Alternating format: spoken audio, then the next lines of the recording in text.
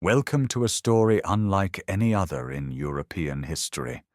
Imagine an empire held together not by a single language, not by a shared religion, not even by a common identity, but by a dynasty so ambitious, so enduring, that it married its way across an entire continent and ruled for more than 600 years. The Habsburgs began as minor Alpine counts, yet they built a dominion stretching from the snowy passes of the Tyrol to the sun-baked shores of the Adriatic, from the spires of Prague to the minarets of Sarajevo. How did one family bind together Germans, Magyars, Czechs, Poles, Croats, Serbs, Slovaks, Romanians, Italians, Slovenes, Ruthenians, and Bosnians under a single double-headed eagle? And why, after surviving Ottoman sieges, Napoleonic invasions, and revolutionary uprisings, did this extraordinary empire shatter in a matter of weeks during the autumn of 1918? This is the complete story of Austria-Hungary, told from its deepest roots to its final breath, and the world it left behind. We will travel back to the year 976, when the March of Austria was first carved out along the Danube, and follow every turning point forward. You will witness Rudolf I seize the Austrian duchies, watch Habsburg princes secure crowns through wedding vows rather than battlefield victories, and stand at the walls of Vienna as Ottoman armies thunder against the gates. You will walk the gilded halls of Schönbrunn with Maria Theresa, feel the tremors of 1848 as revolutions erupt in 5 capitals simultaneously, and sit in the chamber where Emperor Franz Joseph and Hungarian leaders forged the extraordinary compromise of 1867, splitting one empire into 2 co-equal states sharing a single monarch. Along the way, we will explore daily life across this astonishing mosaic, from Viennese coffee houses where Freud and Klimt reshaped how humanity understood itself, to Galician farmsteads where Ruthenian peasants tilled ancient soil, to Bosnian garrison towns where imperial soldiers kept watch over a restless frontier. We will hear the music of Mahler, trace the sentences of Kafka, and follow railway lines that connected Alpine villages to Adriatic ports in a web of iron and ambition. But this is also a story of fracture. Beneath the Baroque splendor, nationalist movements gathered force. Parliaments fragmented along ethnic lines. And on a June morning in 1914, a teenage assassin fired 2 shots on a Sarajevo bridge that dragged this empire and all of Europe into the catastrophe of the Great War. We will follow that war to its bitter conclusion, witness the declarations of independence that dismantled the monarchy in mere days, and trace the treaties that carved successor states whose borders still shape the politics and identities of Central Europe today. This story matters because the world Austria-Hungary built did not simply vanish. Its legal codes, its railways, its architectural grandeur, its cultural achievements, and its unresolved tensions live on in modern Austria, Hungary, the Czech Republic, Slovakia, Croatia, Slovenia, Bosnia, and beyond. To understand Central Europe today, you must understand the empire that made it. If you enjoy complete journeys through the rise and fall of great powers, through the lives of the people who built them and the forces that broke them apart, please subscribe so you never miss our next exploration. Each week, we bring you the full story of a world that shaped history. Now let us step back across the centuries to a river valley where a small frontier march is about to become the foundation of an empire. Let us begin this journey. Long before the name Austria carried the weight of empire, there was only the river. The Danube moved through a landscape of forested hills and limestone cliffs, its waters connecting the Alpine highlands to the vast Hungarian plain. Along its banks, in the centuries after Rome's frontier collapsed, waves of migration reshaped the land. Bavarian settlers pushed eastward, clearing forests, planting villages, raising timber churches in valleys where Roman watchtowers had crumbled to rubble. This was the Eastern March, the borderland, a place defined not by what it was, but by what it stood against. In 976, Emperor Otto II granted this frontier territory to Leopold I of the Babenberg dynasty, a Franconian noble family entrusted with holding the empire's southeastern edge. The march was modest in size, a strip of land along the Danube centered near Melk, where a stone fortress overlooked the river's bend. Yet from this narrow foothold, the Babenbergs would spend nearly 3 centuries expanding their domain, transforming a military borderland into a prosperous duchy at the crossroads of European trade.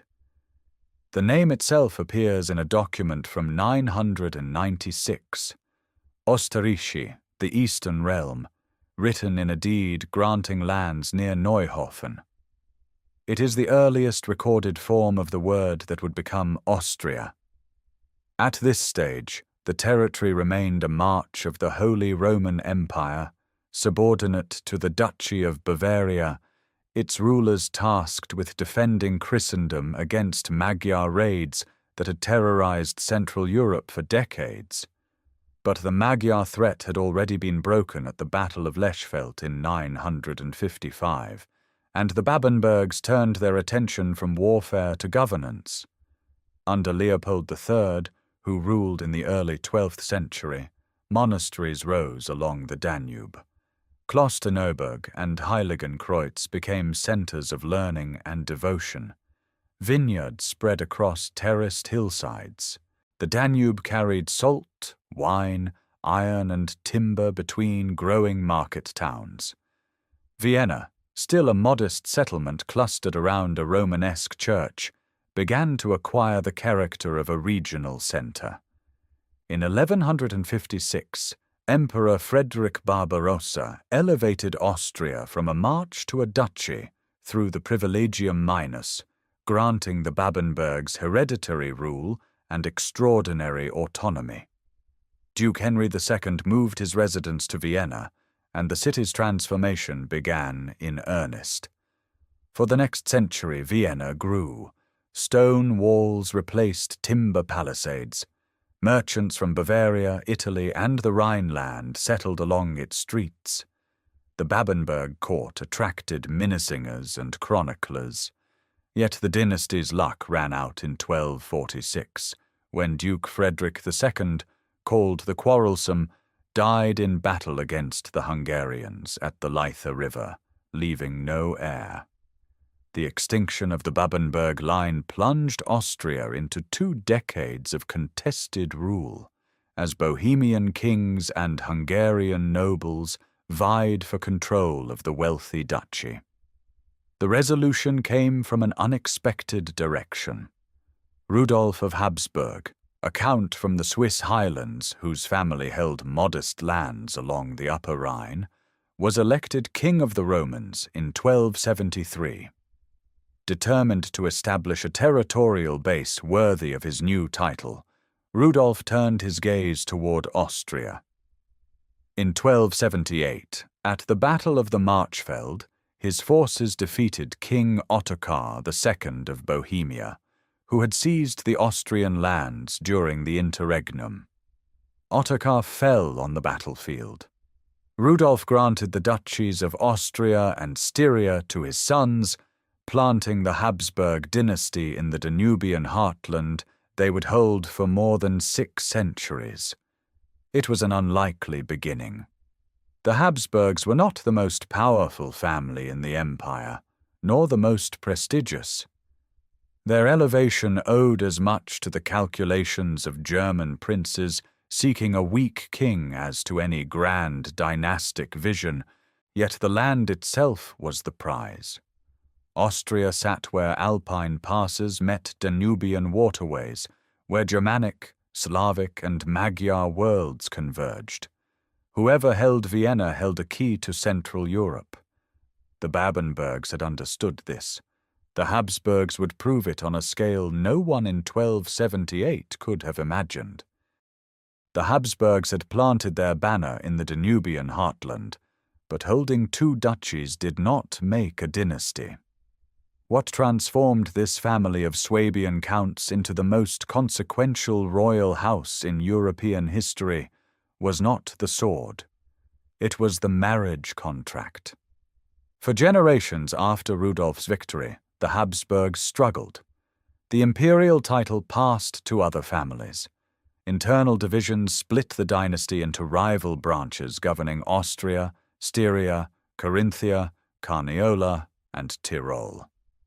The 14th century was a period of patient consolidation rather than dramatic expansion. Duke Rudolf IV forged documents to inflate Habsburg prestige, claiming privileges that did not exist. His successors quarreled over inheritance, yet through every partition and reconciliation, the family clung to its Alpine territories with tenacious pragmatism, waiting for the moment when fortune would turn. That moment arrived in 1453, when Frederick III secured the imperial crown, a dignity the Habsburgs would hold almost without interruption until the Holy Roman Empire itself dissolved 3.5 centuries later. Frederick was cautious, slow, and often mocked by contemporaries. But he understood something essential. He adopted the cryptic vowel motto that later generations rendered as Austriae est imperare orbi universo. It is Austria's destiny to rule the world. The ambition was breathtaking. The method was marriage. Frederick's son Maximilian I proved the strategy's genius. In 1477, Maximilian married Mary of Burgundy, heiress to the richest territories in northern Europe, the Low Countries, Flanders, Artois, Franche-Comté. Overnight, the Habsburgs leaped from Alpine obscurity to the center of European commerce and culture. Burgundian tapestries, Flemish painters, and the revenues of Antwerp and Bruges flowed into the dynasty's coffers. When Mary died in a riding accident just 5 years later, Maximilian fought wars to secure her inheritance for their son Philip. Maximilian himself became emperor in 1493 and spent decades reforming imperial institutions, patronizing humanists at his Innsbruck court, and arranging the marriages that would define the 16th century. The Latin phrase became famous: "Let others wage war. You, happy Austria, marry." Philip the Handsome wed Joanna of Castile, joining Habsburg blood to the Spanish crowns of Castile and Aragon and their vast New World possessions. Their son Charles would inherit an empire stretching from Vienna to Mexico, from the Netherlands to Naples. Meanwhile, Maximilian negotiated the agreements that would prove equally consequential for Central Europe. In 1515, at the Congress of Vienna, he arranged a double marriage between his grandchildren and the children of Ladislaus II, King of Bohemia and Hungary. These contracts were speculative. Their value depended on the extinction of the Jagiellonian male line. But dynastic luck, that invisible currency of medieval politics, favored the Habsburgs once more. On the 29th of August, 1526, the young King Louis II of Hungary drowned, fleeing the catastrophic Battle of Mohacs, where Ottoman forces under Suleiman the Magnificent shattered the Hungarian army. Louis left no heir. By the terms of the marriage agreements Maximilian had negotiated a decade earlier, the the crowns of Bohemia and Hungary passed to Archduke Ferdinand, Maximilian's grandson. In a single season, the Habsburgs acquired two ancient kingdoms, Prague and its Bohemian crown lands, and the contested remnants of the Hungarian realm. The acquisition was neither clean nor complete. Ottoman armies occupied central Hungary, and a rival Hungarian king, John Zapolia, contested Ferdinand's claim for years. Yet the dynastic framework held. The Habsburgs now governed a belt of territories from the Rhine to the Carpathians, from the North Sea to the Adriatic approaches. No army had conquered this domain. It had been assembled through betrothal negotiations, inheritance law, and the biological accidents of royal succession.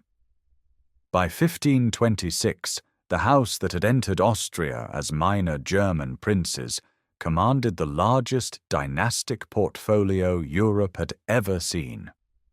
The cost of this inheritance, governing peoples who spoke a dozen languages, worshipped in different rites, and owed loyalty to different constitutional traditions, would define every century that followed.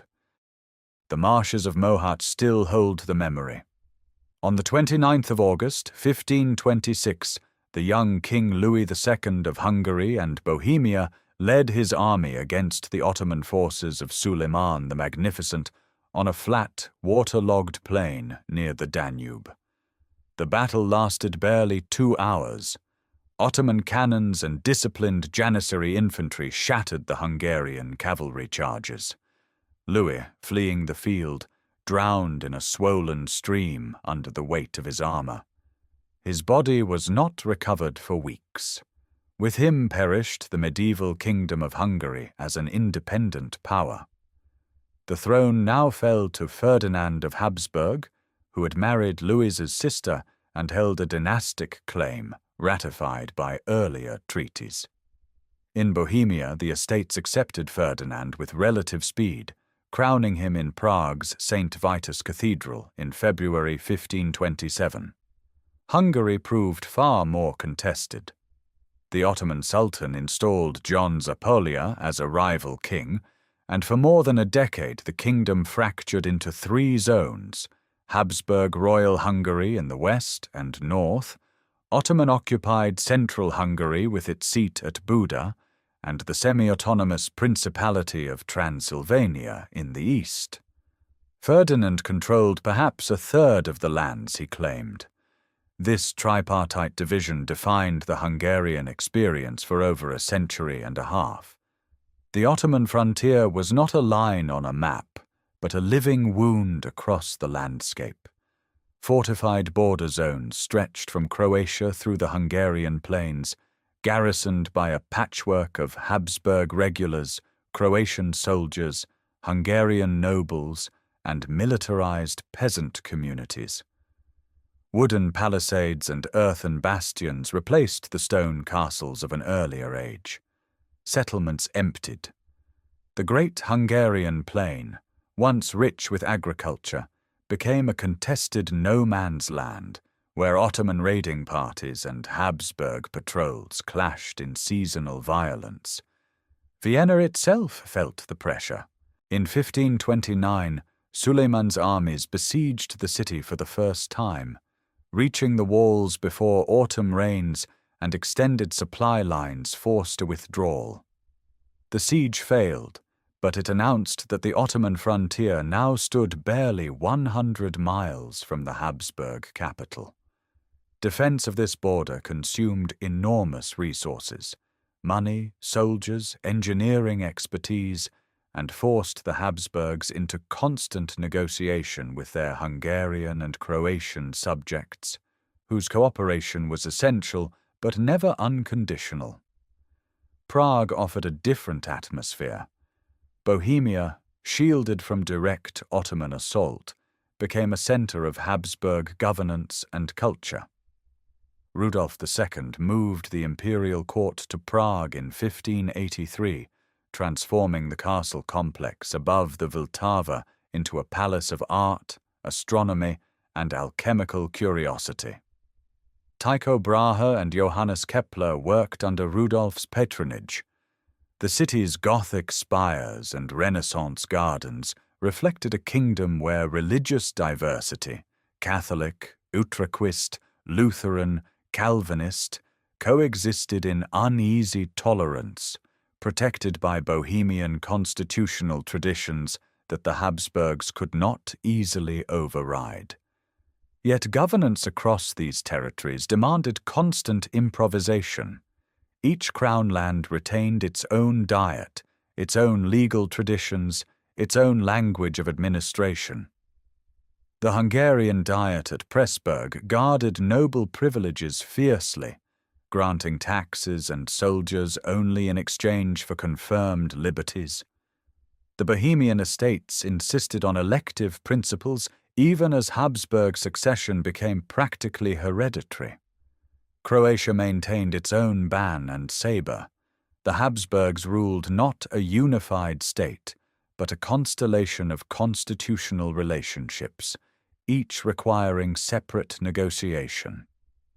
By 1600, the dynasty governed an arc of territory stretching from the Adriatic coast to the Carpathian passes, from the Bohemian forests to the Croatian military frontier. Ottoman power remained entrenched at Buda. The long Turkish War, begun in 1593, ground on without decisive result, draining treasuries and exhausting garrisons. The empire's eastern frontier remained unresolved, its peoples divided by faith, language, and political loyalty. What held this patchwork together was not shared identity, but shared necessity, the Ottoman threat that made Habsburg protection indispensable, and the dynastic crown that gave each kingdom a place within a larger order none of them had chosen, but none could yet afford to leave. The frontier did not sleep. Along the arc of fortifications stretching from Croatia through Hungary to Transylvania, Habsburg garrisons watched an empire that had not finished advancing. Ottoman power had swallowed the Hungarian heartland, and in 1529, Sultan Suleiman the Magnificent brought that power to the walls of Vienna itself. His army, perhaps 100,000 strong, arrived in late September after weeks of rain-slowed marching. The city's garrison numbered fewer than 20,000. For 3 weeks, Ottoman sappers tunneled beneath the walls while defenders countermined and collapsed their shafts. The autumn cold overstretched supply lines, and fierce resistance broke the siege before it could succeed. Suleiman withdrew, but the message was seared into Habsburg memory. The Ottoman threat was not distant. It could reach the imperial capital. For over a century and a half after that first siege, the frontier hardened into a permanent institution. The military border, or Militärgrenze, became a chain of fortified settlements stretching across Croatia and southern Hungary, populated by soldier farmers, many of them Orthodox Serbs and Vlachs, who received land in exchange for perpetual military service. These communities lived under direct military administration, separate from the civilian governance of the kingdoms they defended. Their existence shaped the ethnic and social geography of the region for centuries to come. The Ottoman presence at Buda endured. Hungary remained partitioned, Royal Hungary under Habsburg rule in the west and north, Ottoman Hungary in the center, and the semi-autonomous Principality of Transylvania in the east, balancing between both empires. Generations grew up knowing no other arrangement. Then, in 1683, the frontier exploded again. Grand Vizier Kara Mustafa Pasha assembled an enormous Ottoman force and marched on Vienna a second time. By mid-July, the siege had begun. The city's defenders, commanded by Count Ernst Rüdiger von Starhemberg, held perhaps 11,000 troops and armed citizens behind walls already outdated by the standards of modern fortification. For 2 months, Ottoman trenches crept closer. Mining operations threatened to breach the defences. Disease and exhaustion thinned the garrison. The situation grew desperate. Relief came on the 12th of September. A coalition army led by King Jan III Sobieski of Poland descended from the wooded heights of the Kahlenberg above Vienna. The charge of the Polish winged hussars and allied German cavalry struck the Ottoman camp with devastating force. Kara Mustafa's army broke and fled, abandoning tents, artillery, and supplies in one of the most consequential military reversals in European history. The victory at Vienna did not end the war. It began a sustained counter-offensive. The Holy League, forged under papal diplomacy and uniting Habsburg, Austria, Poland, Venice, and eventually Russia, drove Ottoman forces steadily southward.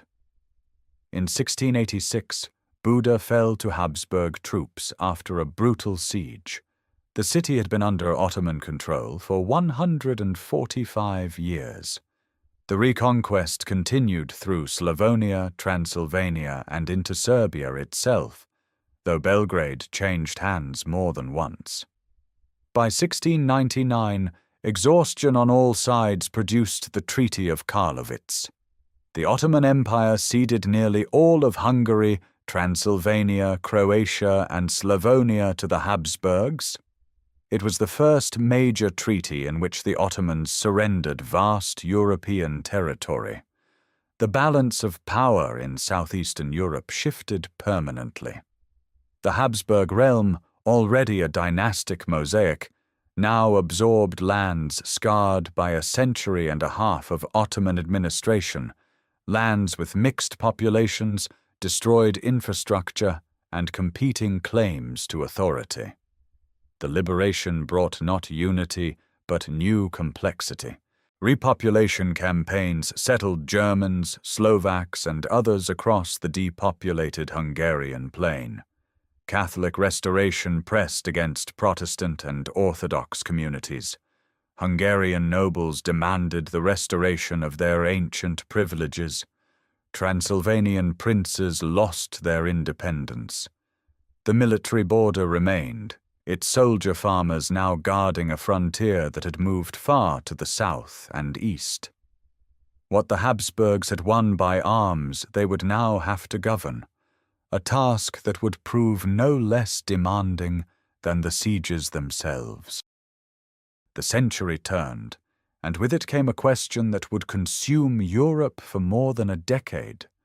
Charles II of Spain, the last of his line, died in November of 1700 without an heir. His vast dominions, Spain, the Spanish Netherlands, Milan, Naples, and the overseas empire, became the prize in a war that drew every major power into its orbit. Leopold I, Holy Roman Emperor and head of the House of Habsburg, claimed the inheritance for his younger son, Archduke Charles. France's Louis XIV pressed the claim of his own grandson. The War of the Spanish Succession raged from Flanders to the Danube, from Italy to the Atlantic. Habsburg armies fought alongside England and the Dutch Republic against French and Bavarian forces.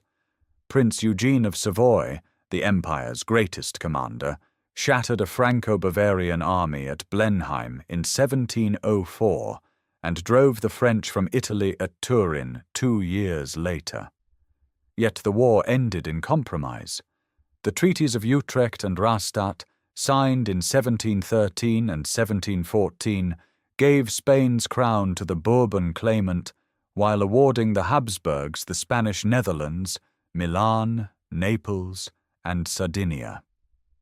The dynasty had gained territory but lost the Spanish throne forever. Leopold's son, Charles VI, who had briefly styled himself King of Spain, now ruled from Vienna over an empire richer in lands than in cohesion.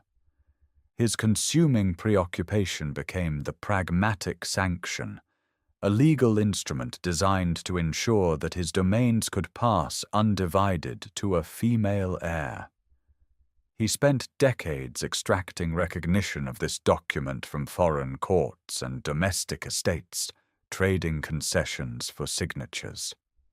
When Charles died in October of 1740, his 23-year-old daughter Maria Theresa inherited the Habsburg lands and immediately faced a coalition determined to dismember them. Frederick II of Prussia invaded Silesia within weeks.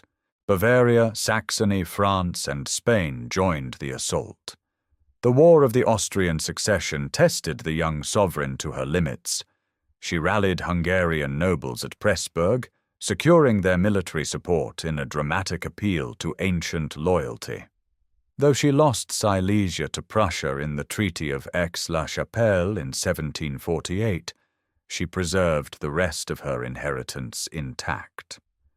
The loss of Silesia became the engine of transformation. Maria Theresa understood that survival demanded a modern state.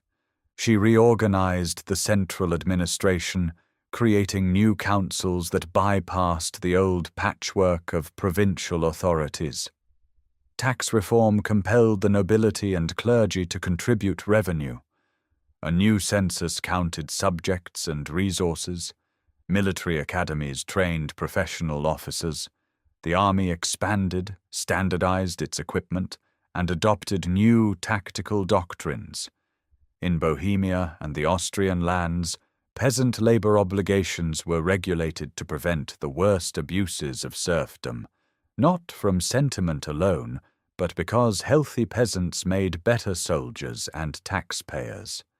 Schönbrunn Palace rose in its final Baroque magnificence during these years, its 1,400 rooms a statement of dynastic permanence. Vienna's court attracted musicians, architects, and administrators from across the empire. Yet the real work of governance happened in chanceries and provincial offices where German-speaking bureaucrats implemented reforms that slowly knit disparate territories into something approaching a unified state. The 7 Years' War, beginning in 1756, saw Maria Theresa allied with France and Russia against Prussia. The reversal of alliances astonished Europe. Battles raged across Bohemia and Saxony, and Austrian forces briefly occupied Berlin. Yet Frederick survived through tenacity and luck. The Treaty of Hubertusburg in 1763 confirmed Prussia's hold on Silesia. Maria Theresa never forgave the loss. In the decades that followed, she deepened her reforms. A system of elementary education spread across the Austrian and Bohemian lands after 1774. Roads improved. Commerce was encouraged through reduced internal tariffs. The Empress governed alongside her son Joseph, named co-regent in 1765, whose impatience for radical change she tempered with pragmatism. By the time of her death in 1780, the Habsburg domains had been reshaped from a loose dynastic collection into an administrative monarchy with centralized institutions, a professional army, and the beginnings of a modern fiscal state. The empire she left behind was not yet a nation, but it was no longer merely a family inheritance. The son had waited long enough. Joseph II ascended to sole rule upon his mother's death in 1780, and within weeks the pace of governance in Vienna shifted from deliberate reform to something closer to revolution. Where Maria Theresa had moved cautiously, testing each measure against tradition and noble sentiment, her son moved with the urgency of a man who believed delay was itself a form of injustice. He had spent 15 years as co-regent, watching, arguing, drafting proposals that his mother softened or shelved. Now the full weight of the Habsburg domains rested on his shoulders alone, and he intended to remake them. The first great edict came in 1781. The Patent of Toleration extended rights of private worship to Protestants, Orthodox Christians, and Jews across the Habsburg lands. Churches could be built, though without steeples or street-facing entrances. Jewish communities gained access to universities, trades, and professions long closed to them. The decree did not establish equality, but it shattered centuries of confessional exclusivity in a single stroke of imperial will. That same year, Joseph issued the serfdom patent, abolishing the most oppressive forms of peasant bondage in the Bohemian and Austrian lands. Serfs gained the right to marry without their lord's permission, to leave the estate, to learn trades. The land still belonged to the nobility, but the people upon it were no longer bound like property. Monasteries fell next. Joseph dissolved over 700 contemplative religious houses across the empire, judging them economically unproductive. Their wealth was redirected to parishes, hospitals, and schools. Libraries were dispersed. Monks and nuns received pensions or were reassigned to pastoral work. The Church, long a pillar of Habsburg authority, found itself subordinated to the state with breathtaking speed. Seminaries came under government supervision. Even the papal nuncio in Vienna watched with alarm as Joseph reorganized diocesan boundaries without consulting Rome. Centralization drove every measure. German was imposed as the language of administration across the empire, replacing Latin in Hungary and local languages elsewhere. New legal codes standardized criminal justice. Censorship was relaxed, and Vienna's coffeehouses and print shops hummed with pamphlets, philosophical tracts, and satirical broadsides that would have been unthinkable a decade earlier. The emperor walked the streets of his capital without escort, visited hospitals, inspected poorhouses, and opened the Prater Gardens to the public. Yet resistance gathered with equal force. Hungarian nobles viewed the language decree as an assault on their constitutional privileges and the ancient dignity of the crown of St. Stephen. The Magyar county assemblies refused to implement reforms they considered illegitimate. In the Austrian Netherlands, the provinces of Brabant and Flanders erupted in open revolt by 1789, their estates rejecting Joseph's abolition of traditional charters and local courts. The Brabant Revolution declared independence, and imperial troops struggled to restore order in a territory far from Vienna's reach. Joseph pressed forward even as his health deteriorated.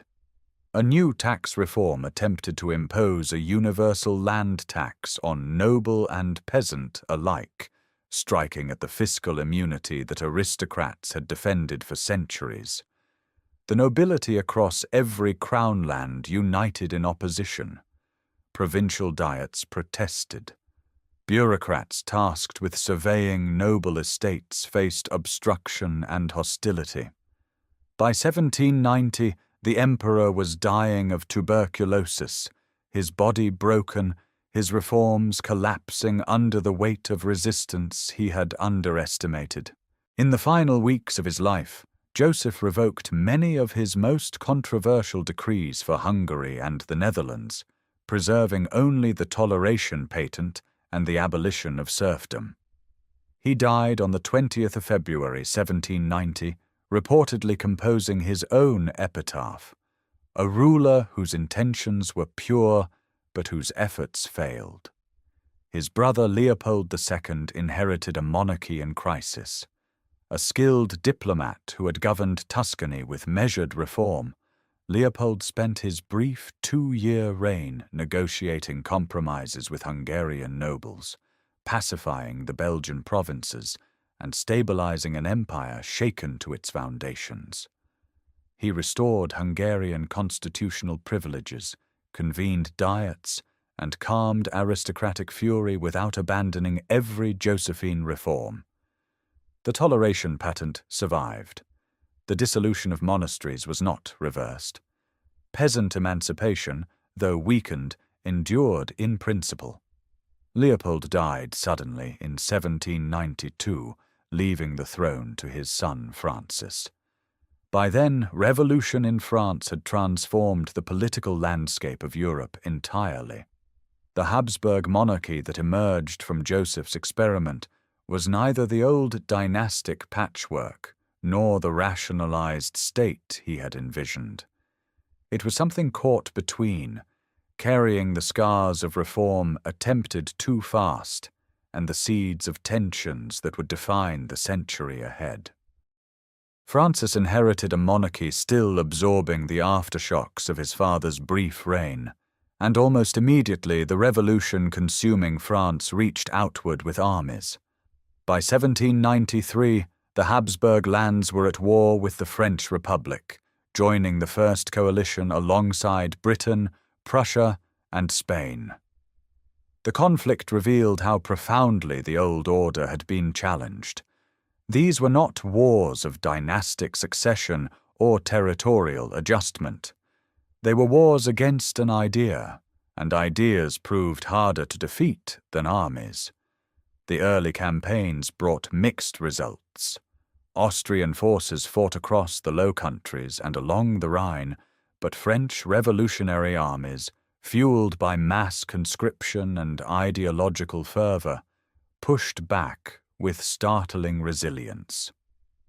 The Peace of Campo Formio in 1797 forced Austria to cede the Austrian Netherlands and recognize French dominance in northern Italy. It was a bitter settlement, and it would not hold. The Second Coalition collapsed by 1801, and the Treaty of Lunéville stripped further territories from Habsburg control. Then came Napoleon. His coronation as Emperor of the French in 1804 transformed the strategic landscape entirely. Francis, who had already taken the title Emperor of Austria in anticipation of what was coming, watched as Napoleon dismantled the political architecture of Central Europe piece by piece. The catastrophe arrived at Austerlitz on the 2nd of December, 1805. On frozen Moravian ground, Napoleon shattered the combined Austrian and Russian armies in a single devastating afternoon. The Treaty of Pressburg that followed cost Austria Venice, Tyrol, and its remaining influence over the German states. 6 months later, the unthinkable became official. In August of 1806, Francis formally dissolved the Holy Roman Empire, an institution that had endured in some form for over 8 centuries. The double-headed eagle that had symbolized universal Christian sovereignty was lowered for the last time.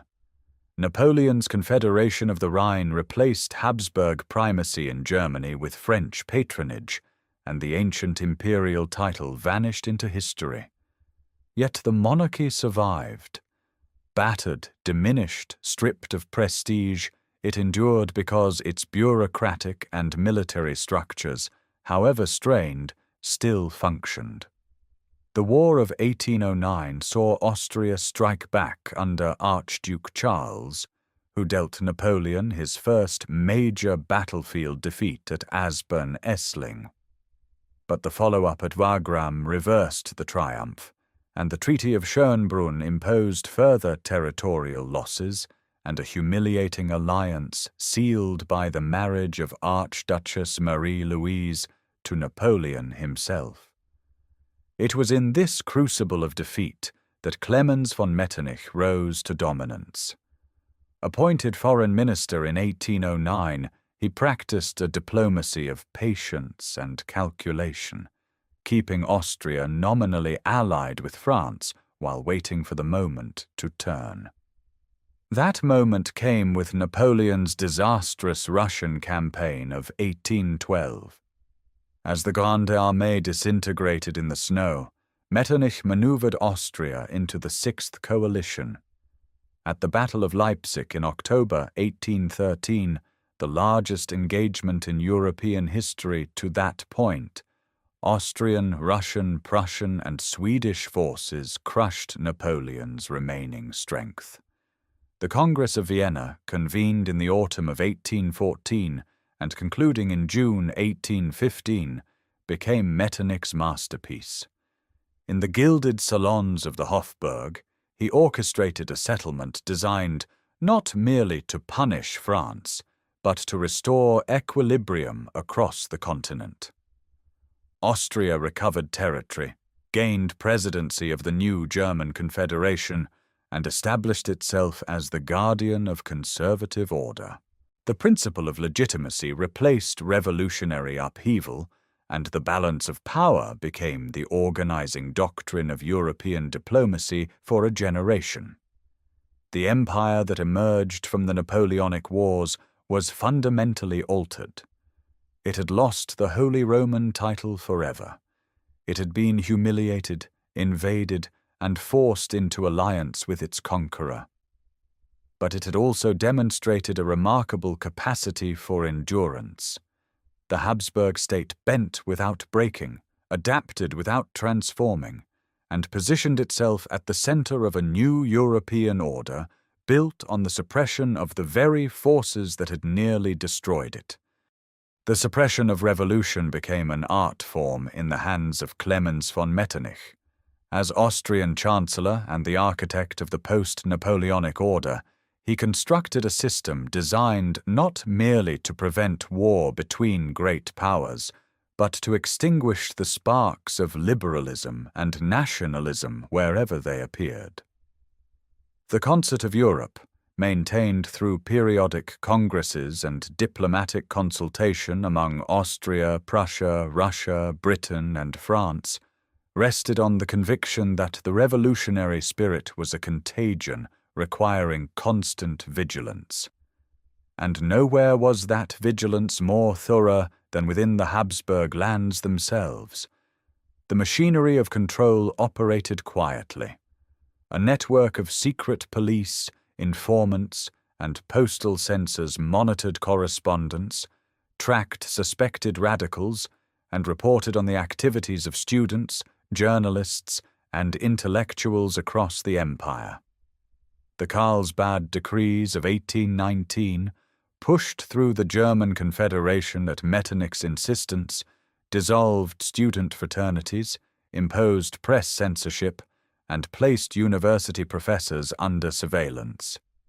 In Vienna, publications required approval before printing. Books deemed dangerous disappeared from circulation. Political discussion retreated from public squares into private drawing rooms, where it flourished in whispered form beneath the surface of an outwardly placid society. This was the age of Biedermeier culture, a period defined by domestic refinement, musical evenings, watercolor landscapes, and an inward turn away from the grand political ambitions that had consumed the Napoleonic generation. The Viennese middle classes cultivated comfort and artistic taste within carefully circumscribed boundaries. Schubert composed for intimate gatherings. Furniture makers perfected elegant simplicity. The coffee house became a sanctuary of conversation, newspapers, and chess. Yet beneath this genteel surface, frustration accumulated like pressure in a sealed vessel. The empire's subject peoples did not remain passive. In Hungary, a cultural revival gathered momentum through the 1820s and 30s. The Hungarian language, long subordinate to Latin and German in official life, became the vehicle of a national awakening. Count István Széchenyi championed economic modernization, founding the Hungarian Academy of Sciences and financing the chain bridge linking Buda and Pest. Lajos Kossuth, more radical in temperament, used journalism and oratory to demand constitutional reform and Magyar political autonomy. In Bohemia, Czech scholars and writers labored to revive their language and historical consciousness, publishing grammars, dictionaries, and national histories that challenged German cultural dominance. Polish intellectuals in Galicia nursed memories of their partitioned homeland. Croatian and Serbian voices in the south began articulating their own distinct identities. Metternich understood the danger, but believed it could be managed through administrative firmness and the avoidance of concession. The system worked for a generation. Revolts in Italy in 1820 and 1831 were suppressed with Austrian military intervention. The Polish uprising of 1830 was crushed by Russia with Habsburg approval. Liberal agitation in the German states was contained through censorship and police action. The empire appeared stable, its institutions functioning, its Emperor Ferdinand I a figurehead whose limitations were compensated by the Chancellor's dominance. But the foundations were eroding. Industrialization, though slower in the Habsburg lands than in Britain or Belgium, was transforming Bohemia and Lower Austria, creating new urban working classes with grievances that traditional structures could not address. Railway construction accelerated the movement of people, goods, and ideas. A younger generation of intellectuals, educated in the very universities the state sought to control, absorbed the principles of constitutionalism, national self-determination, and popular sovereignty from French and British examples. The harvests of 1846 and 1847 failed across much of Europe, driving food prices upward and deepening popular discontent. By the winter of 1847, the Metternich system resembled an elaborate dam, holding back waters that had risen far beyond its designed capacity. The Chancellor himself, now in his 70s, remained convinced that order would hold. The instruments of surveillance and censorship continued to function. The army stood ready. The diplomatic framework of the Concert of Europe still operated. Yet in Paris, in Berlin, in Milan, in Budapest, and in Vienna itself, the forces of change had gathered a momentum that no amount of police vigilance could contain. The spring of 1848 would arrive not as a season, but as an earthquake. The earthquake came first to Paris. On the 24th of February, 1848, the French monarchy fell, and within days the shockwave rolled eastward across every capital that Metternich had labored to keep quiet. On the 13th of March, crowds surged through the streets of Vienna, students and workers and liberal professionals demanding a constitution, a free press, the end of censorship. Barricades rose from cobblestones and overturned carriages. Imperial troops fired into the crowd, killing several, and the violence only deepened the fury. By evening, the unthinkable had occurred. Metternich, the man who had shaped European order for a generation, resigned and fled the city disguised in a laundry cart, bound eventually for exile in London. The dam had broken. Emperor Ferdinand, gentle and epileptic, granted concessions under pressure. A constitution was promised, a civic guard formed. The censorship apparatus dissolved overnight, and Vienna's printing presses erupted with newspapers, pamphlets, and political broadsides that would have been unimaginable a week earlier. Yet the revolution in the imperial capital was only one tremor among many. In Budapest, Lajos Kossuth had already electrified the Hungarian Diet, with demands for a responsible ministry, an end to feudal obligations, and full legislative autonomy. By the 15th of March, a revolutionary committee controlled the city. The April laws, reluctantly sanctioned by Ferdinand, transformed Hungary into a virtually independent constitutional state, sharing only the monarch with Austria. A Hungarian government took power, commanding its own finances, its own army, its own domestic policy. Prague erupted in June. Czech liberals and nationalists convened a Pan-Slav Congress, asserting that the empire's Slavic peoples deserved recognition equal to Germans and Magyars. Barricades went up on the 12th of June. Prince Alfred Windischgratz, the military commander in Bohemia, answered with artillery. His wife had been killed by a stray bullet during the unrest, and his response was merciless. By the 17th of June, Prague was subdued, the Congress scattered, and the first revolutionary movement had been crushed by imperial force. In northern Italy, Milan rose against its Austrian garrison in the 5 days of March, driving Field Marshal Joseph Radetzky's troops from the city. Venice declared a republic.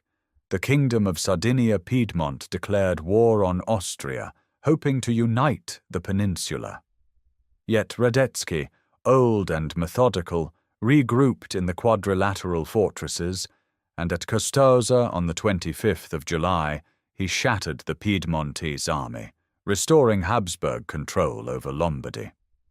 Vienna itself convulsed again in October. Radical Democrats and workers rose in a second insurrection, killing the war minister. The court fled to Olmütz in Moravia. Windischgratz, fresh from Prague, marched on the capital with overwhelming force. By the end of October, Vienna was under military occupation, its revolutionary leaders arrested or executed. Hungary alone held firm. Kossuth's government organized national defense, and Hungarian armies fought with startling effectiveness through the autumn. But the dynasty had one final move. On the 2nd of December, 1848, Ferdinand abdicated at Olmütz, and his nephew's son, Franz Joseph, just 18 years old, ascended the throne. The new emperor had made no promises, signed no constitutions, granted no concessions. He arrived unburdened by compromise, and the court chose him precisely for that reason. The revolutions of 1848 had shaken every pillar of Habsburg authority. Serfdom was abolished permanently across the empire, a transformation that no restoration could reverse. Yet the political demands, the constitutional hopes, the nationalist aspirations that had erupted simultaneously in a dozen languages across a dozen cities, these the dynasty intended to answer not with reform, but with renewed, centralized power. A young emperor sat on the throne, and the generals who had saved the monarchy stood at his side. The springtime of nations had bloomed violently and briefly, and now winter was returning under a new and determined sovereign. Franz Joseph ruled as though consent were unnecessary. The young emperor, barely 19 when the last barricades fell, governed through decree, surrounding himself with ministers who shared his conviction that the empire's survival demanded obedience, not parliaments. Alexander von Bach, appointed Minister of the Interior in 1849, became the architect of a system that bore his name. The Bach system dismantled the remnants of revolutionary constitutionalism and imposed a uniform, German-language bureaucracy across every crown land. Provincial diets were silenced. Press censorship returned with renewed vigor.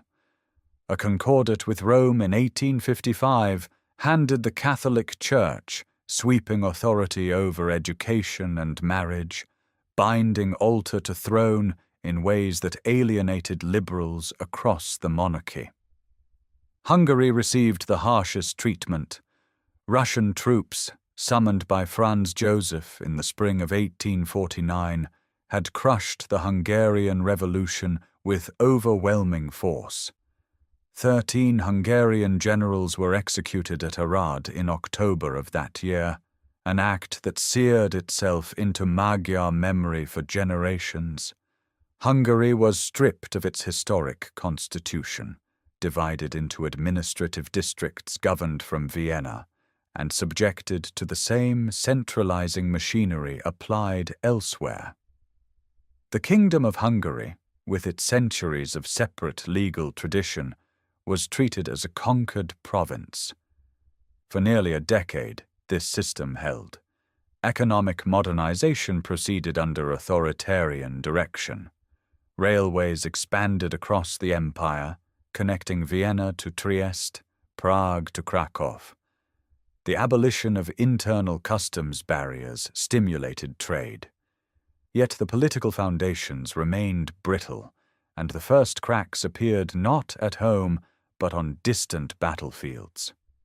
In 1859, the empire stumbled into war against France and Piedmont Sardinia over control of northern Italy. The campaign exposed painful deficiencies in Austrian command and logistics. At Magenta in June, and then at Solferino later that same month, Austrian forces suffered devastating defeats. Solferino was a slaughter so terrible that a Swiss observer named Henry Dunant would later found the Red Cross in response to the carnage he witnessed.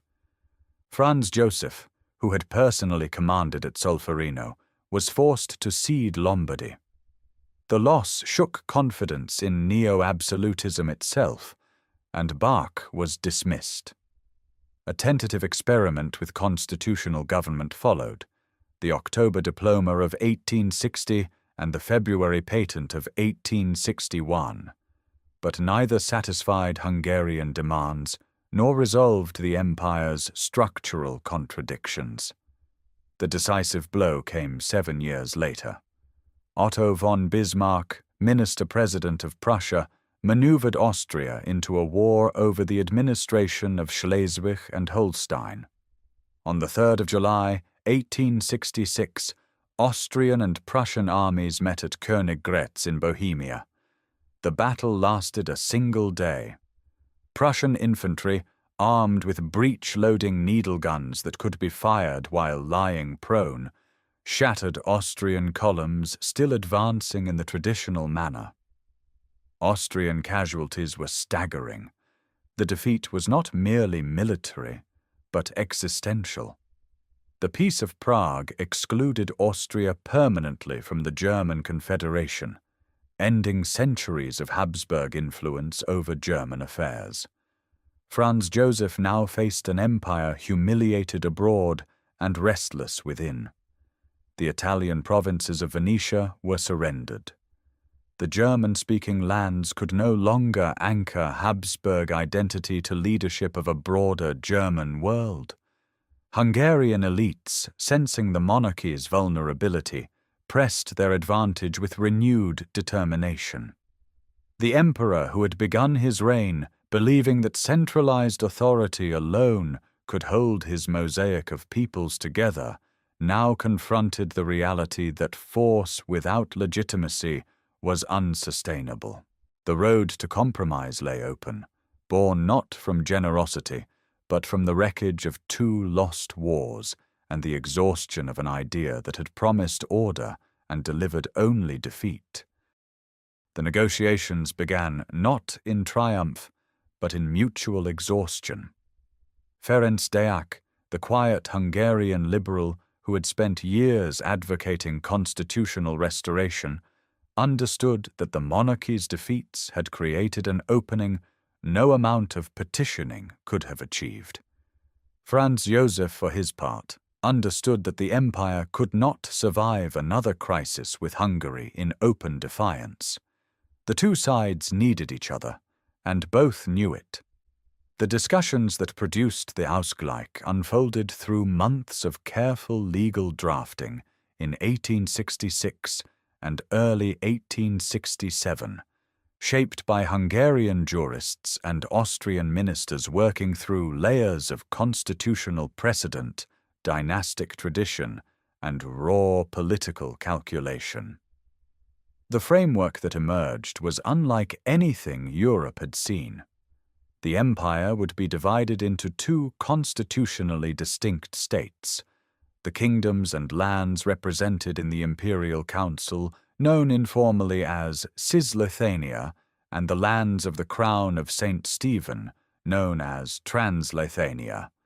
Each half would possess its own parliament, its own prime minister, its own domestic legislation, its own courts. The Leitha River, a modest tributary of the Danube, became the symbolic boundary between two worlds governed by a single sovereign. What bound the halves together were three shared ministries: foreign affairs, war, and the finances necessary to sustain both. A common army served the dual monarchy under unified command, its officers swearing loyalty to the emperor-king. Trade relations between the two halves were regulated by customs agreements renegotiated every 10 years, a mechanism that would itself become a recurring source of tension. Delegations from each parliament met alternately in Vienna and Budapest to oversee shared expenditures, though genuine cooperation often gave way to procedural maneuvering. Franz Joseph signed the compromise legislation in February of 1867. The constitutional laws passed through both legislative bodies, and the transformation became binding. But the symbolic culmination came on the 8th of June, 1867, inside the Matthias Church atop the castle hill in Buda. There, in a ceremony steeped in medieval tradition, Franz Joseph was crowned King of Hungary. The crown of St. Stephen, that ancient relic of Hungarian sovereignty, was placed upon his head. Empress Elizabeth, deeply sympathetic to the Hungarian cause, stood beside him, crowned queen. Outside, cannon fire echoed across the Danube.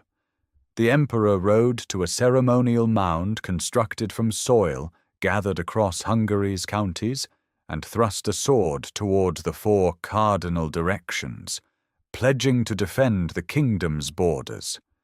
For Hungarian elites, the Ausgleich restored constitutional dignity lost since 1849. Magyar became the official language of administration and education throughout Transleithania. Budapest gained effective self-governance over its internal affairs, its own judiciary, its own cultural institutions. For Franz Joseph, the compromise secured the loyalty of his most restive kingdom and stabilized the monarchy's eastern half at the cost of sharing sovereignty. Yet the arrangement carried a structural flaw visible from its inception. The compromise addressed the demands of two dominant nationalities, Germans in Austria and Magyars in Hungary, while leaving the empire's many other peoples without equivalent recognition. Czechs in Bohemia, who considered their historical kingdom no less distinguished than Hungary, watched the coronation in Budapest with bitter awareness that no similar ceremony awaited Prague. Croats received a sub-compromise with Hungary in 1868, granting limited autonomy, but Slovaks, Romanians, Serbs, Ruthenians, and others found themselves subject to Magyarization policies that sought to consolidate Hungarian national identity at their expense. In Cisleithania, the situation was marginally more flexible, but German predominance in bureaucracy and education generated its own resentments. The dual monarchy thus began its formal existence as a constitutional innovation and a political gamble. It answered the crisis of 1866 with institutional ingenuity, binding two proud nations under one crown through negotiation rather than conquest. The double-headed eagle now symbolized not unity, but duality. Two states, two capitals, two parliaments, one aging emperor holding the entire structure together through personal authority and the sheer weight of dynastic tradition. The two capitals now began to remake themselves in the image of the compromise that bound them. Vienna, already a city of imperial grandeur, embarked on the most ambitious urban transformation in its history. The old glacis, the open killing ground that had once protected the medieval walls, had been cleared by imperial decree in 1857, and now the Ringstrasse rose in its place, a sweeping boulevard encircling the inner city, with monuments to every pillar of liberal civilization. The Parliament building evoked Athenian democracy in white marble. The university proclaimed the sovereignty of reason. The Burgtheater celebrated Germanic dramatic tradition. The Rathaus borrowed the Gothic verticality of Flemish civic pride. The Staatsoper, completed in 1869, announced that Vienna intended to remain the musical capital of Europe. Building after building rose along the ring, each in a different historical style, as though the empire were assembling its own legitimacy from the entire archive of Western architecture. Budapest answered with equal ambition and sharper national purpose. The unification of Buda, Óbuda, and Pest into a single metropolis in 1873 created a capital worthy of the Hungarian half of the monarchy. Andrassy Avenue stretched from the inner city toward the Városliget, lined with neo-Renaissance mansions and culminating in Heroes Square, where Magyar chieftains would eventually stand immortalized in bronze. The Hungarian parliament, begun in 1885 on the Pest bank of the Danube, was designed to rival Westminster itself, a deliberate assertion that Hungary's constitutional tradition ran as deep as England's. The chain bridge, already a symbol of national modernization, was joined by new crossings. Gas lamps illuminated the Corso along the river. Coffee houses multiplied, becoming the informal parliaments of literary and political life. Railways stitched the empire together with iron thread. By 1880, the Habsburg lands possessed over 18,000 kilometers of track. Vienna's Südbahnhof connected the capital to Trieste and the Adriatic. The Westbahnhof reached toward Salzburg, Munich, and Paris. Budapest's Keleti station, opened in 1884, became one of the most architecturally striking terminals on the continent. Branch lines penetrated Galician market towns, Transylvanian valleys, and Bohemian industrial centers. The railway did not merely move goods and soldiers, it compressed distance, binding the empire's scattered peoples into a single economic organism, even as their political aspirations diverged. Industrialization accelerated unevenly. The Bohemian lands and Lower Austria became manufacturing powerhouses, producing textiles, machinery, armaments, and glassware. The Škoda works in Plzeň grew into one of Europe's great industrial enterprises. Hungary remained more agricultural, its vast estates feeding the empire's cities, though Budapest itself developed flour mills, distilleries, and engineering firms of considerable scale. Galicia lagged behind, its peasantry among the poorest in Europe, its oil fields around Borisław only beginning to attract investment. Franz Joseph presided over this transformation with characteristic discipline and emotional reserve. He rose before dawn, worked through mountains of documents, received ministers and petitioners, and maintained the rituals of court life with meticulous precision. The emperor's personal tragedy deepened during these years. The suicide of his son Rudolf at Mayerling in 1889 shattered the dynastic succession and cast a shadow over the aging monarch that never lifted. Yet the machinery of empire continued to function, driven by bureaucratic routine, commercial energy, and the sheer momentum of two capitals competing to outshine each other beneath one crown. The empire that stretched from the Alpine passes to the Carpathian ridges, from the Adriatic coast to the Galician steppe, contained within its borders a human diversity unmatched by any European state. By the final decades of the 19th century, the census recorded 11 major nationalities, each with its own language, literary tradition, historical memory, and political aspiration. No single group commanded a majority.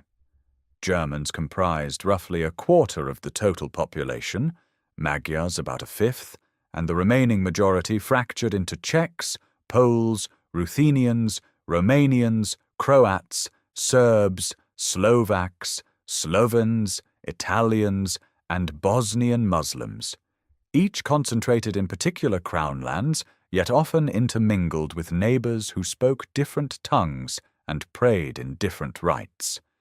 Language was the sharpest blade in this mosaic. In the Austrian half, the Cisleithanian parliament became a theatre of obstruction, where Czech deputies filibustered German-language legislation, and German liberals refused concessions on bilingual schooling.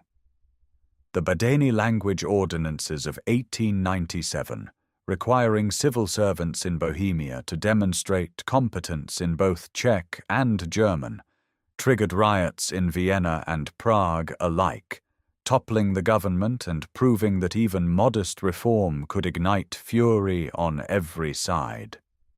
In Moravia, a quieter compromise eventually separated Czech and German voters into distinct electoral roles, a solution that contained conflict by institutionalizing division. Across the Leitha in the Hungarian half, the Magyar political elite pursued a different strategy. Magyarization became state policy. Slovak language secondary schools were closed, Romanian cultural associations harassed, and the use of Hungarian enforced in railways, courts, and public administration. The nationalities law of 1868 had promised linguistic rights in principle, but Budapest's ruling class interpreted it narrowly, viewing a unified Magyar nation-state as the only guarantee of Hungarian sovereignty within the dual framework. Croatian autonomy, secured through the Nagodba agreement, offered Zagreb its own diet and limited self-governance, yet Croatian politicians chafed under restrictions that kept fiscal and railway policy firmly in Budapest's hands. In the villages and market towns far from parliamentary chambers, identity expressed itself through daily texture. A Ruthenian peasant in eastern Galicia attended a Greek Catholic liturgy, sung in Church Slavonic, purchased grain at a market where Yiddish, Polish, and Ukrainian mingled freely, and sent children to a school where the language of instruction determined not just literacy, but future allegiance. A Slovenian farmer in Carniola read a newspaper printed in Ljubljana that argued for South Slav solidarity, while his German-speaking neighbor in the same province subscribed to a pan-German journal from Graz. In Transylvania, Romanian Orthodox priests doubled as cultural leaders, founding reading societies and choral groups that preserved national consciousness under Magyar administrative pressure. Folk festivals, gymnastic associations, choral societies, and volunteer fire brigades became vehicles of national mobilization. The Czech Sokol movement trained young bodies while cultivating patriotic spirit. Polish cultural life flourished in Kraków under relatively tolerant Austrian rule, making Galicia a refuge for a nation partitioned among three empires. Italian irredentists in Trieste and the Trentino looked south toward Rome, their loyalty to Vienna perpetually conditional. The empire's bureaucracy attempted to manage this complexity through elaborate compromises, rotating governorships, and multilingual official forms printed in as many as 10 languages. Railway timetables appeared in parallel columns. Regimental commands in the common army used German, but officers were expected to learn the language of their soldiers.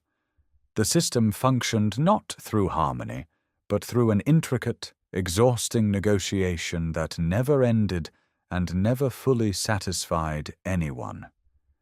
Each nationality measured its dignity against the recognition granted to others, and each perceived itself as uniquely disadvantaged. The empire held together not because its peoples agreed on a common future, but because the alternatives remained, for the moment, more frightening than the imperfect arrangement they already inhabited. The army that held this fractured mosaic together was itself a mirror of the empire's impossible complexity. The imperial and royal armed forces, known by the abbreviation that joined the German words for imperial and royal, constituted one of the largest standing armies in Europe, and certainly the most linguistically diverse military organization the continent had ever produced. After the Compromise of 1867, the military structure split into 3 components: the Common Army under joint imperial command, the Austrian Landwehr, and the Hungarian Honved. All 3 drew conscripts from the same populations, yet served under different administrative frameworks, different parliamentary budgets, and subtly different traditions of loyalty. Conscription was universal in theory. Every male subject owed 3 years of active service followed by years in the reserve. In practice, exemptions, deferments, and the sheer administrative burden of processing millions of men across a dozen language groups meant that only a fraction served at any given time. Those who did found themselves in regiments deliberately drawn from specific regions, so that a battalion from Galicia might consist almost entirely of Polish and Ruthenian speakers, while a regiment from the Adriatic littoral mixed Italians, Slovenese, and Croats. Officers were expected to master the regimental language of their troops, a requirement that produced a peculiar class of polyglot professionals who could issue commands in Czech 1 year and Romanian the next. The officer corps itself remained disproportionately German-speaking and Magyar, though Czechs, Poles, Croats, and others rose through the ranks in growing numbers as the decades advanced. Military academies at Wiener Neustadt and elsewhere trained cadets in a curriculum that emphasized dynastic loyalty above national sentiment. The emperor served as supreme commander, and his portrait hung in every barracks from Innsbruck to Przemysl. Loyalty to the dynasty, rather than to any single nation, was the binding principle, and for many career officers this was not merely rhetoric, but genuine conviction.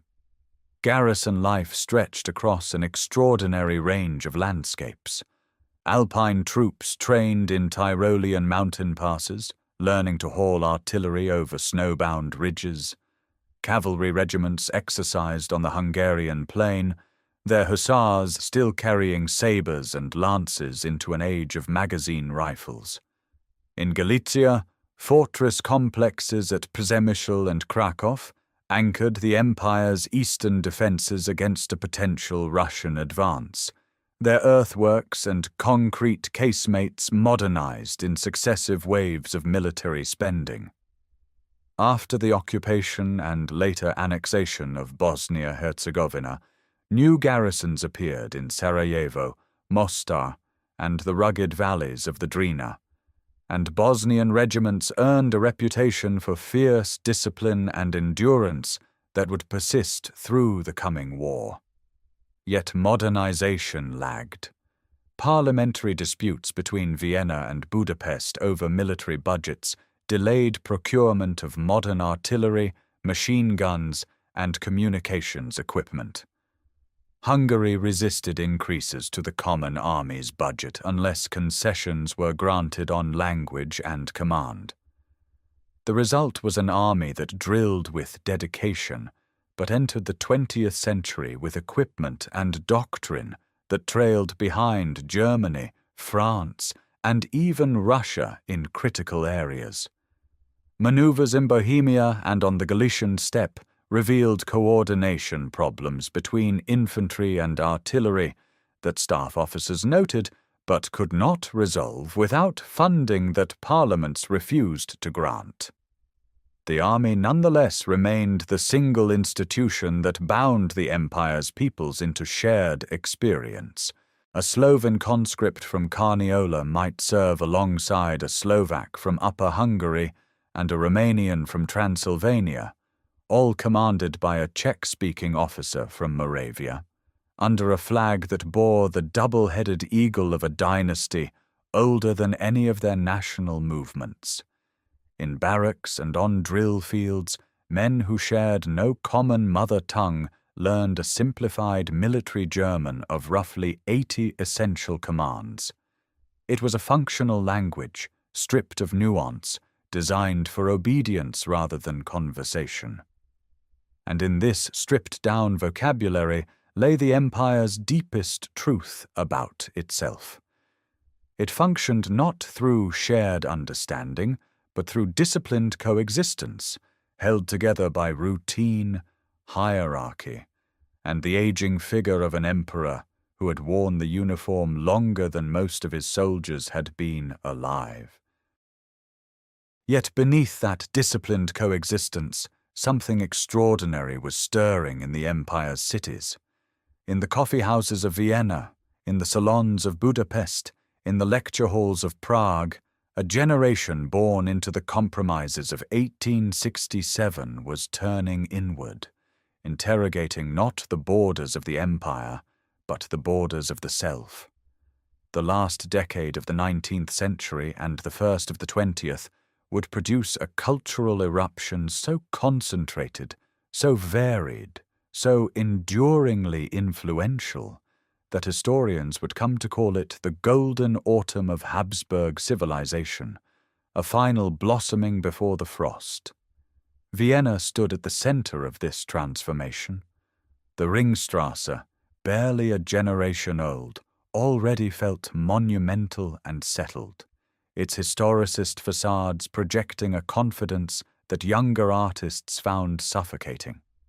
In 1897, a group of painters and architects led by Gustav Klimt broke from the conservative Künstlerhaus to form the Vienna Secession, declaring that art must not serve the past but confront the present. Their exhibition building on the Karlsplatz, crowned with a golden dome of laurel leaves, became a manifesto in stone and iron. Klimt's own canvases dissolved the human form into fields of gold leaf and ornamental pattern, merging Byzantine iconography with an unflinching eroticism that scandalized imperial society and captivated it in equal measure. Across the city, in a modest consulting room on the Berggasse, Sigmund Freud was assembling a theory of the unconscious mind that would reshape how humanity understood itself.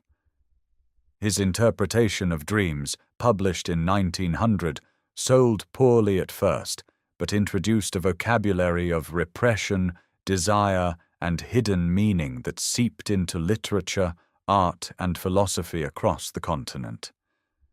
Vienna's intellectual atmosphere, dense with contradiction, seemed to demand such excavation. A city of imperial protocol and rigid social hierarchy was also a city of neurosis, longing, and concealed lives, and Freud gave that tension a language.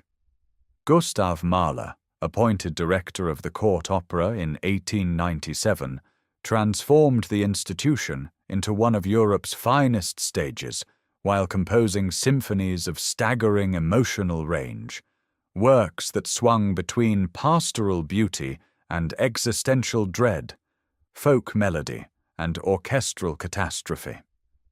Arthur Schnitzler, a physician-turned-playwright, dissected Viennese sexual morality with clinical precision, his works revealing the gap between public respectability and private desire. The philosopher Ludwig Wittgenstein, born in 1889 into one of Vienna's wealthiest families, would carry the city's obsession with language and meaning into the 20th century's most rigorous philosophical investigations. Budapest matched Vienna's intensity with its own creative force. The Hungarian capital, now a metropolis of nearly 1 million inhabitants, produced poets, composers, and scholars who wrote in Magyar and thought in cosmopolitan terms. Its coffeehouses rivaled Vienna's as incubators of literary ambition and political debate, and its National Theatre and Academy of Music anchored a cultural life that was both fiercely national and deeply European. Prague existed in a different tension entirely. The city's German-speaking minority and Czech-speaking majority inhabited overlapping but separate cultural worlds, attending different theatres, reading different newspapers, frequenting different cafes.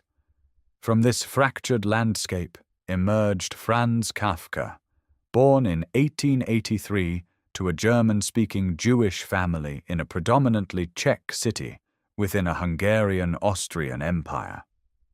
His writings, composed in German, would capture the alienation and bureaucratic absurdity of modern existence with a precision that transcended any single national tradition. What united these figures across languages and cities was a shared sense that the surfaces of civilization concealed deeper, more troubling realities. The empire's ornate facades, its elaborate protocols, its multilingual bureaucracies all became subjects of artistic and intellectual scrutiny.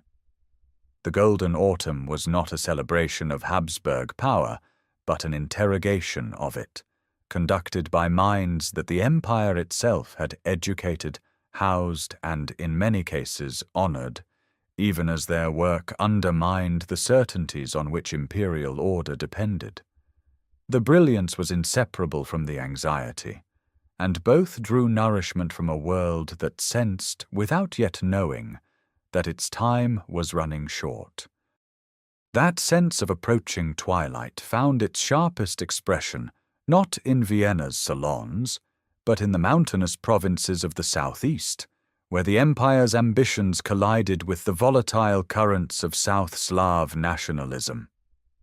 Bosnia and Herzegovina had languished for centuries under Ottoman rule, their population a complex mosaic of Orthodox Serbs, Catholic Croats, and Bosnian Muslims sharing valleys, markets, and grudges in roughly equal measure.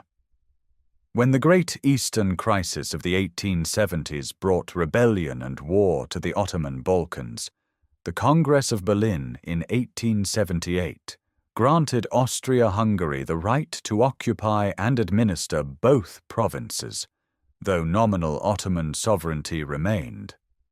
The occupation that followed was neither gentle nor simple. Habsburg troops marched into Bosnia expecting minimal resistance, and instead encountered weeks of fierce guerrilla fighting through forested mountains and narrow river gorges. By autumn, the army had committed nearly 300,000 soldiers to pacify a territory smaller than Bavaria. Once secured, the provinces became a laboratory for imperial modernization. Austrian administrators built railways, schools, courthouses, and tobacco factories. Sarajevo acquired gas lighting, a cathedral, a national museum, and the architectural grammar of Habsburg civic order layered directly onto Ottoman bazaars and minarets. The administration sought to cultivate a distinct Bosnian identity that would inoculate the population against both Serbian and Croatian nationalist appeals, promoting the idea of Bosnian belonging under the imperial umbrella. Yet the deeper currents ran against this project. Across the border, the Kingdom of Serbia regarded Bosnia's Orthodox population as unredeemed Serbs awaiting liberation. Belgrade's newspapers, its military intelligence, and its network of cultural societies worked steadily to nurture pan-Serbian sentiment among Bosnian youth. The formal annexation of Bosnia-Herzegovina in 1908, which converted occupation into outright incorporation, triggered an international crisis. Serbia mobilized, Russia protested, and for months Europe teetered near war before Germany's firm backing of Vienna forced a humiliating Russian retreat. The crisis passed, but it left Serbia burning with resentment and convinced that only the destruction of Habsburg power could fulfill its national destiny.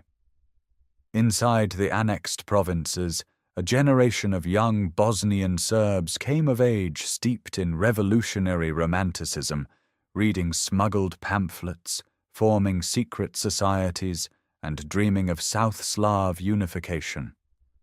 Organizations like Mlada Bosna drew inspiration from Italian Carbonari and Russian nihilists, blending literary idealism with a willingness to embrace political violence. The Habsburg authorities monitored these movements, but consistently underestimated their reach, treating them as nuisances rather than existential threats. Meanwhile, the broader South Slav question festered within the monarchy itself. Croats and Serbs in the Hungarian half chafed under Magyar political dominance. Slovenes in the Austrian half sought greater cultural autonomy. The idea of a unified South Slav state, whether inside or outside the empire, gained adherents among intellectuals, students, and junior military officers across the region. Vienna's inability to offer a constitutional framework that acknowledged South Slav aspirations as it had acknowledged Hungarian ones left a vacuum that radical nationalism eagerly filled.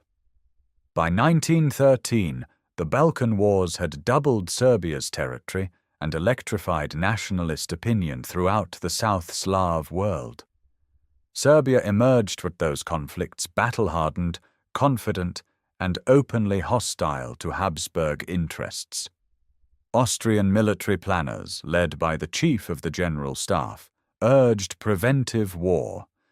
Diplomats counseled patience. The emperor, now in his 80s, resisted escalation, but could not resolve the fundamental contradiction at the heart of imperial policy. Bosnia was meant to demonstrate the monarchy's vitality, yet its possession had become the single greatest source of danger to the empire's survival. The powder keg was packed, and the fuse lay coiled in the narrow streets of Sarajevo, waiting for the spark that would consume not merely a province, but an entire world order. The spark fell on the morning of June 28, 1914, a date that carried its own bitter symbolism. The feast of Saint Vitus, Vidovdan, the anniversary of the medieval Serbian defeat at Kosovo Polje, a day saturated with nationalist memory. Archduke Franz Ferdinand, heir presumptive to the Habsburg throne, arrived in Sarajevo with his wife Sophie to observe military maneuvers in the Bosnian countryside.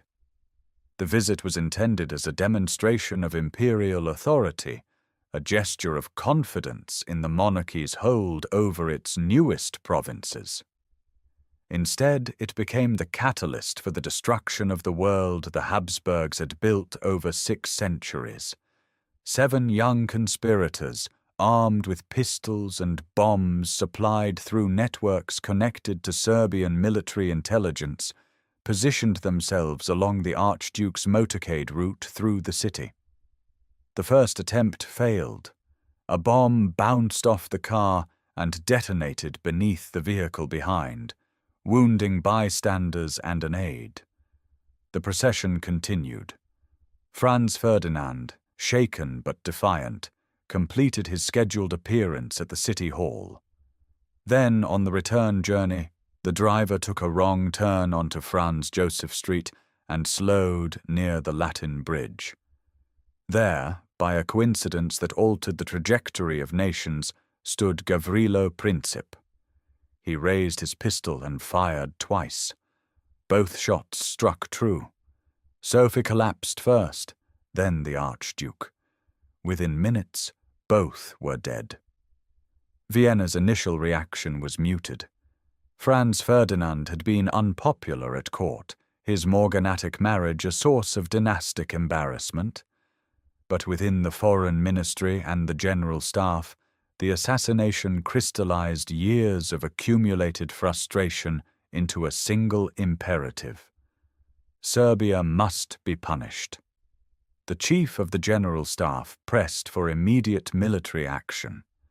Foreign Minister Leopold von Berchtold, previously cautious, now embraced confrontation. Emperor Franz Joseph, aged 83, gave his reluctant consent. Germany's Kaiser Wilhelm II offered unconditional support, the infamous blank check, on July 5th, encouraging Austria-Hungary to act decisively while European sympathy still favored Vienna. 3 weeks of deliberate delay followed, as Habsburg officials crafted an ultimatum designed to be unacceptable.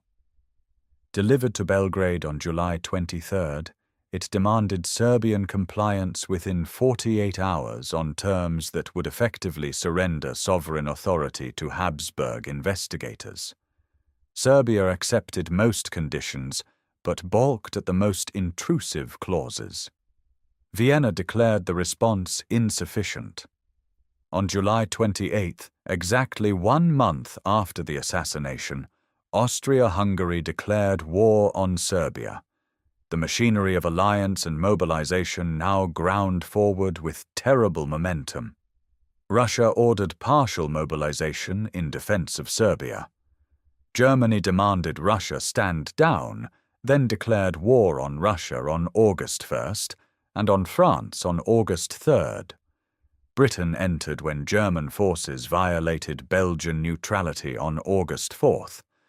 Within 6 weeks of the shots on the Latin Bridge, the great powers of Europe stood locked in a conflict none had fully anticipated and none could control. Railway timetables dictated the pace of catastrophe. Mobilization plans, years in the making, could not be halted or reversed without risking military disaster. Troop trains rolled eastward across the Hungarian plain, northward through Galicia, southward toward the Serbian frontier. Reservists reported to barracks in Vienna, Prague, Budapest, Zagreb, Krakow, and Lemberg, many believing they would return home before the autumn leaves fell. Mobilization posters appeared on walls in 11 languages, a final testament to the empire's polyglot reality. The diplomatic telegrams that flickered between capitals in those last July days carried an increasingly desperate tone, but no statesman possessed the authority or the will to reverse the cascade. The old European order, maintained since the Congress of Vienna a century before, shattered in a matter of days. Austria-Hungary had sought a localized war to reassert its prestige. What it received was a continental conflagration that would consume its armies, exhaust its resources, and ultimately dissolve the empire itself into the successor states already stirring within its borders. The continental conflagration arrived with staggering speed. Within weeks of the declarations of war in August 1914, the armies of Austria-Hungary collided with Serbian forces along the Drina and Save rivers, expecting a swift punitive campaign. Instead, Serbian resistance proved ferocious. The battles of Ker and Kolubara inflicted devastating casualties on Habsburg divisions, and by December, the invasion force had been driven back across the border, humiliated. Belgrade changed hands repeatedly, but the small Balkan kingdom refused to break. Far graver was the catastrophe unfolding in Galicia. The Russian steamroller crashed into the northeastern provinces with overwhelming numbers. The fortress of Przemysl, the empire's great eastern bastion, endured a prolonged siege before surrendering in March 1915, with over 100,000 defenders marching into captivity. Across the Galician plains, Habsburg armies suffered losses so enormous that the pre-war professional officer corps was effectively destroyed within months. Entire regiments composed of Czech, Ruthenian, and Romanian conscripts dissolved under pressure, some surrendering en masse, others simply melting away into the refugee columns streaming westward. The Gorlice-Tarnow offensive of May 1915, launched jointly with German forces, recaptured much of the lost territory, but the price of dependence on Berlin grew steeper with each campaign. Austria-Hungary was becoming a junior partner in its own war. The opening of the Italian front in May 1915, when Italy declared war on its former Triple Alliance partner, stretched imperial resources to the breaking point. Along the Isonzo River and in the limestone heights above the Adriatic, soldiers fought 11 brutal battles between June 1915 and September 1917, gaining and losing ridges measured in meters, while casualties mounted into the hundreds of thousands. Alpine warfare demanded specialized mountain troops, and Tyrolean and Bosnian units distinguished themselves in conditions of extraordinary hardship: ice, altitude, avalanche, and artillery barrages that shattered rock into lethal shrapnel. The 12th battle, known as Caporetto, launched in October 1917 with decisive German reinforcement, finally shattered the Italian line and drove it back to the Piave River. But even this spectacular victory could not disguise the empire's exhaustion. Behind the front lines, the home front deteriorated relentlessly. The British naval blockade and the diversion of agricultural labor into military service produced severe food shortages by 1916. Bread rations in Vienna fell below subsistence levels. Coal supplies dwindled. Tuberculosis and influenza swept through overcrowded cities. Black markets flourished while official prices became meaningless. In Hungary, Magyar elites tightened control over grain distribution, deepening resentment in the Austrian half. Factory workers, many of them women replacing conscripted men, labored under worsening conditions in munitions plants from Bohemia to Styria. The Brusilov offensive of June 1916 struck the Eastern Front like a hammer. Russian General Brusilov's innovative tactics shattered the Austro-Hungarian 4th and 7th armies across a broad front in Volhynia and Bukovina. Casualties exceeded 500,000 in weeks. The offensive exposed the structural weakness of an army held together by an aging bureaucracy and a monarch who had reigned for nearly 7 decades. That monarch, Franz Joseph I, did not survive to see the war's end. On November 21, 1916, the 86-year-old emperor died in Schönbrunn Palace, succumbing to pneumonia in the same Spartan iron bed where he had slept for decades. His death severed the last living thread connecting the empire to the era of Metternich and the revolutions of 1848. His grandnephew Karl assumed the throne, young, earnest, and utterly unprepared for the disintegration already underway. Vienna draped itself in mourning black, and soldiers on 3 fronts paused to absorb the news that the man who had embodied the empire for 68 years was gone. The dynasty continued, but the irreplaceable symbol of imperial unity had vanished at the moment when unity mattered most. Emperor Karl inherited a war machine running on fumes. By the spring of 1918, the Dual Monarchy's armies were starving alongside the civilians they were meant to protect. Bread rations in Vienna fell below subsistence levels, and strikes paralyzed munitions factories across Bohemia and Lower Austria in January. Soldiers on the Italian front received letters from home describing children weakened by hunger, and desertion rates climbed with every passing week. Karl attempted secret peace overtures through his brother-in-law Sixtus of Bourbon-Parma, but when these negotiations leaked in April, they humiliated the emperor before his German allies and his own foreign ministry alike, destroying what remained of diplomatic credibility. On the battlefields, the empire's final offensive on the Piave River in June collapsed within days. Bridges washed away, supply lines failed, and exhausted divisions retreated across swollen waters under Italian and Allied bombardment. It was the last time Habsburg armies would attempt a major attack. From that moment forward, the front held only through inertia and the sheer difficulty of the terrain. Meanwhile, the Allied powers, encouraged by Woodrow Wilson's 14 points and their explicit endorsement of self-determination for the peoples of Austria-Hungary, began recognizing exile committees as legitimate representatives of future nations. In September, the Allies formally acknowledged the Czechoslovak National Council. In October, they recognized the South Slav movement. Inside the empire, the centrifugal forces became unstoppable.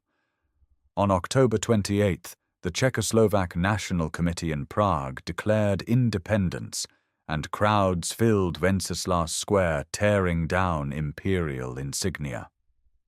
The same day, a national council in Zagreb proclaimed the state of Slovenes, Croats, and Serbs, severing ties with Budapest.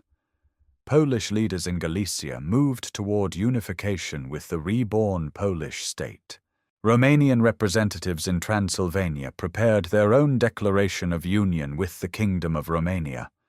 In Budapest, a revolution overthrew the Hungarian government on October 31st, and Count Mihaly Karolyi formed a new national council that repudiated the Ausgleich entirely. The imperial army dissolved not through a single dramatic surrender, but through a quiet, massive unraveling. Czech regiments refused orders. South Slav units abandoned their positions. Hungarian divisions marched homeward.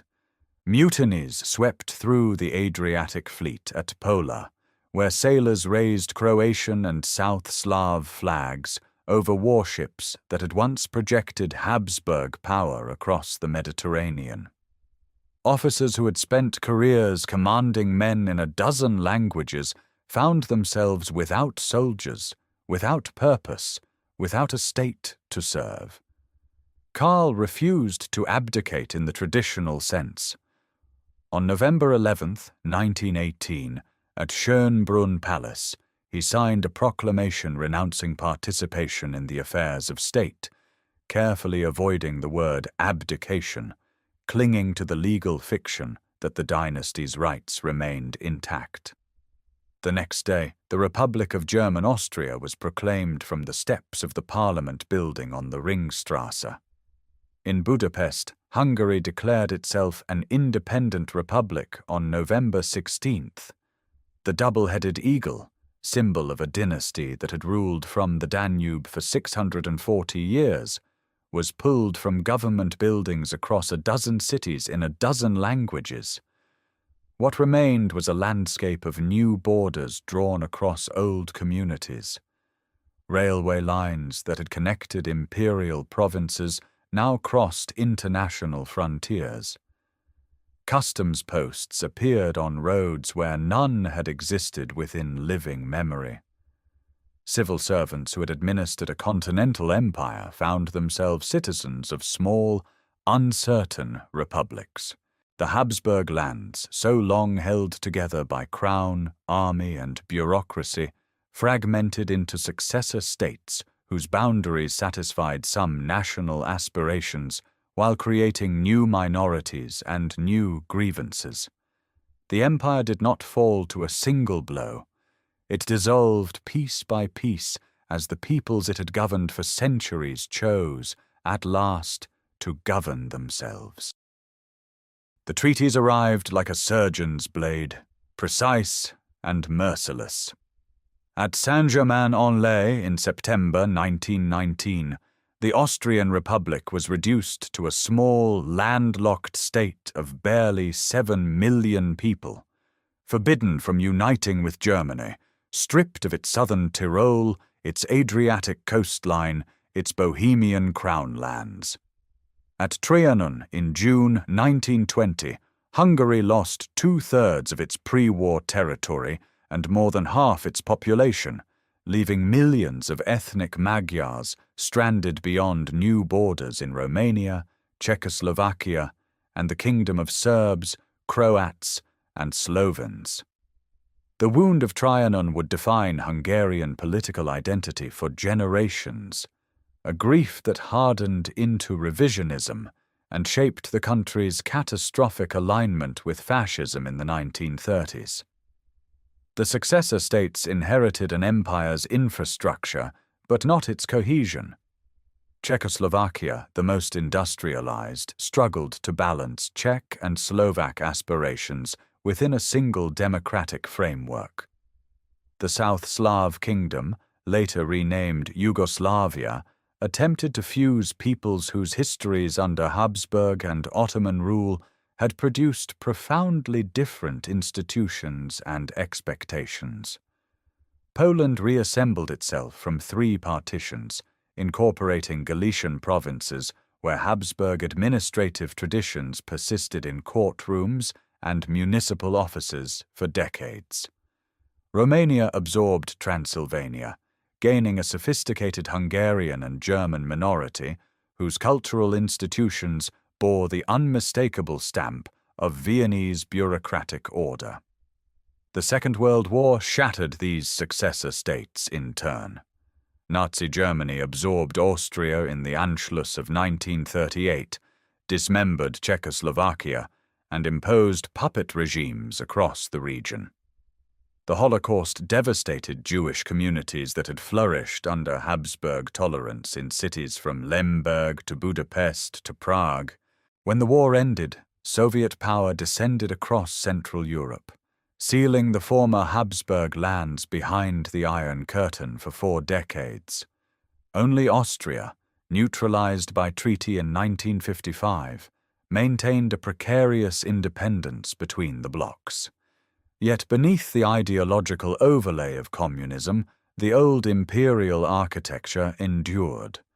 Habsburg courthouses still administered justice in Krakow and Ljubljana. Railway networks still followed routes planned by imperial engineers. The coffeehouses of Prague and Budapest preserved rituals of conversation and newspaper reading that had originated in the monarchy's cosmopolitan culture. Legal codes descended from Austrian civil law continued to structure property rights and family law across multiple successor states.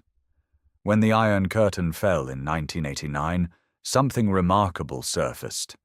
Writers and intellectuals from Milan Kundera to Claudio Magris began speaking of Central Europe not merely as a geographic designation, but as a cultural identity shaped by the Habsburg experience, a tradition of multilingualism, institutional formality, ironic humor, and coexistence amid difference.